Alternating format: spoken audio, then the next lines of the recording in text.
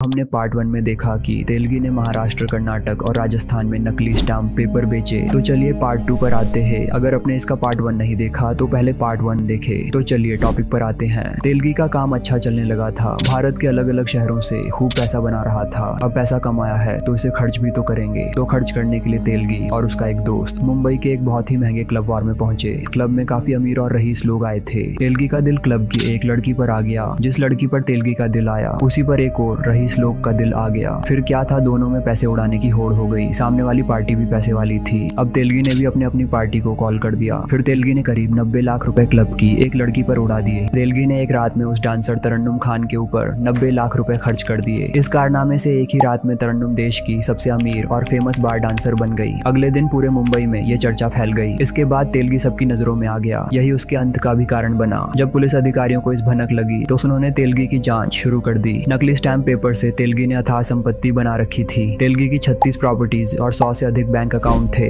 इतना पैसा था तो कुछ तो अलग करेगा ही। तो उसने अपने भाई को चुनाव जिताने के लिए 5 साल तक फ्री में अजमेर दरगाह की यात्रा करवाई। तेलगी ने स्टाम्प बेचकर सैकड़ों करोड़ की संपत्ति बनाई थी। अब उसकी ख्वाहिश राजनीति में उतरने की थी। उसने कर्नाटक में अपने खानपुर पंचायत क्षेत्र में लोगों के लिए खूब काम करवाया। उसकी क्षेत्र में भामाशाह वाली छवि बन गई। इसी छवि के दम पर उसने अपने भाई को चुनाव लड़वाकर नगर निगम का अध्यक्ष बनवा दिया। अब्दुल करीम तेलगी के खिलाफ पहला आरोप पत्र बेंगलुरु पुलिस ने 14 नवंबर 2000 को दायर किया था। लेकिन तेलगी लगभग 1 साल तक पुलिस की पकड़ से बाहर रहा। यद्यपि मामले बढ़ते गए और तेलगी न्यायिक हिरासत में रहा, फिर भी उसे पकड़ने के प्रयास बेमतलब ही रहे और वो देश की अलग अलग जगहों पर अरबों खरबों रुपए बना रहा था। उसे पकड़ने के लिए अब कानून के हाथ भी छोटे पड़ने लगे थे। लेकिन तेलगी किसी के भी हाथ आने का नाम नहीं ले रहा था और वो लगातार सरकार का सिस्टम हिला रहा था और अब सरकार भी उससे परेशान हो गई थी। फिर सरकार ने भी कसम खा ली कि जब तक तोड़ेंगे नहीं तब तक छोड़ेंगे। सरकार ने सभी बड़े अधिकारियों को तेलगी को पकड़ने के ठोस आदेश दे दिए। अब पुलिस भी तेलगी को ढूंढने में जोरों तोरों से लग गई। लोगों से काफी पूछताछ के बाद पुलिस को मिली जानकारी तो पुणे पुलिस अब्दुल करीम तेलगी तक पहुंची और तेलगी को बेंगलुरु में स्टाम्प पेपर के साथ धर दबोचा और जेल में बंद कर दिया। तेलगी तो पकड़ा गया लेकिन वो वार डांसर अभी भी नहीं पकड़ी गई थी। फिर आयकर विभाग ने वर्ष 2015 में तरन्नुम के घर पर छापा मारा। उसके पास आय से ज्यादा संपत्ति मिली थी। इनकम टैक्स अधिकारियों को उसके मोबाइल फोन में क्रिकेट सट्टेबाजी और श्रीलंकाई क्रिकेटर के टेलीफोन